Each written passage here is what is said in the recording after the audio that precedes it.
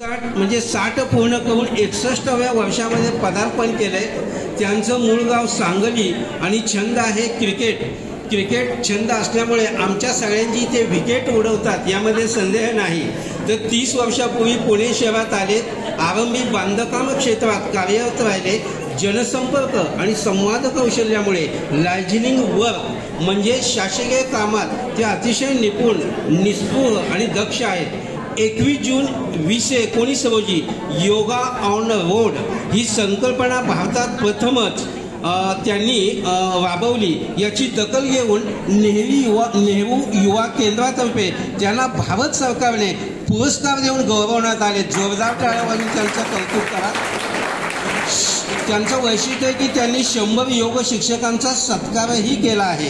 त्यांना सामाजिक कार्याची विशेष आवड आहे। जोरदार टाळ्या वाजवून त्याचं कौतुक करा। जय तिरंगा मित्रमंडळामध्ये ते सक्रिय आहेत। कारशर नगरसेवक आदरणीय युवराजभाऊ बेलदरे यांचा अत्यंत विश्वासू सहकारी उजवा हात म्हणून अनिल वेळेकर आहे। अशा या मान्यवराला शतायुषी होण्यासाठी एकदा जोरदार टाळ्या वाजवून त्यांचं कौतुक करा।